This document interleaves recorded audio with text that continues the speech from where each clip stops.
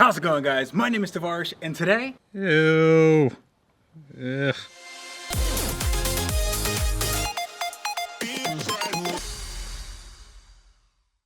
If you're an owner of a used yet high-class automobile, you'll know the scourge that is sticky buttons. Now, sticky buttons can come in many varieties. They might be steering wheel buttons, they might be buttons on your radio, or dash, or center console, but sticky buttons are disgusting. They actually get the fingerprint indentations in them, and it just looks really nasty, especially if you have a more high-end car and you want it to look as good as it can.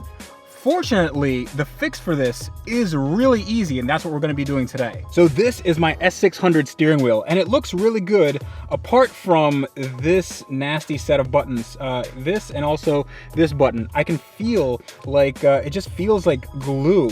And over the years, what has happened is there's a top layer, and it just absorbs all the dirt and dust and just oils on your finger, and also the heat doesn't help it. So what we're gonna do is we're just gonna remove that top layer, and the only thing that should be left is the clean plastic beneath. Now what I'm using is this thing called Oops. Let's see if I can get that on camera. Yeah, it's called Oops something, or original formula.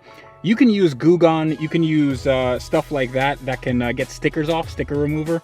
I would not use alcohol just because alcohol reacts very poorly with the paint on the plastic, and that can actually wear through the paint, and then you'll have blotchy spots and it's not going to look good. But with this actually works pretty well. So what I'm going to do is I'm just going to put it on a terry towel right here.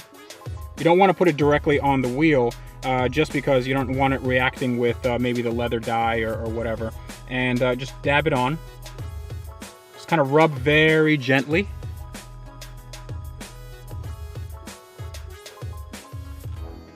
And it's already coming off. You can already see that little phone indicator. Look how clean that is versus this. Yeah, that's it's pretty nuts. You can also do this with a Q-tip, but terry cloth is also, it's a little faster actually. But this stuff does kind of smell, and make sure that you clean it with like a leather cleaner just to get that smell out, because you don't want your car to smell like a sticker remover. See guys, this is what I'm talking about. So I actually, I should have taken my own advice. This is why I do this stuff, so I can show you how I fail sometimes, but also how I win. This is the blotchiness that I was talking about. The paint came off, and that's because I was rubbing a little too hard. So I'm just gonna do it very, very gently. You just wanna take off that top layer and not disturb anything underneath. So slow and steady wins the race. All right, so this is a case of do as I say, not as I do. This Oops works well, except for the fact that it might be a little too aggressive. So maybe use something like Goo Gone. That I know that works. Also, make sure that it's always wet, because when it starts drying out and you still have a little bit more of that sticky substance left on there, then it starts to grab the paint, and the paint starts to chip away like it did right here. But the rest of it looks really, really clean, and I also managed to do this button down here, and that is actually, I didn't screw up that one.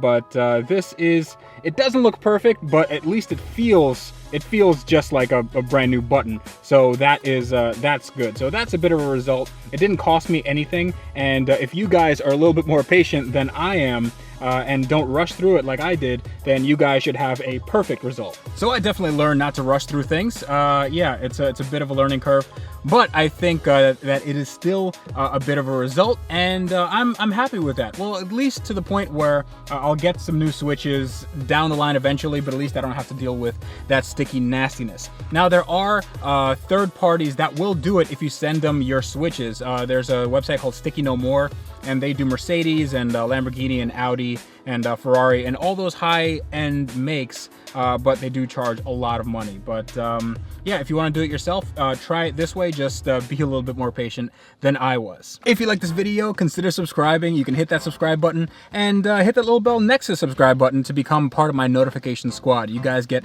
early access to all my videos as soon as they come out. If you'd like to contact me, you can contact me at @TheRealTavarish. That is Instagram and Twitter. Facebook.com/AskTavarish and AskTavarish@gmail.com is my email. You can also find me on Wheelwell. You can DM me there and ask me anything you want. If you'd like to support the channel, you can buy one of these shirts. Actually, this isn't supporting the channel. This is supporting hurricane relief for the next month. So check that out down below. But until next time, even on mods that don't take any time at all, but you still need to take some time to do them, you guys need to wrench every day.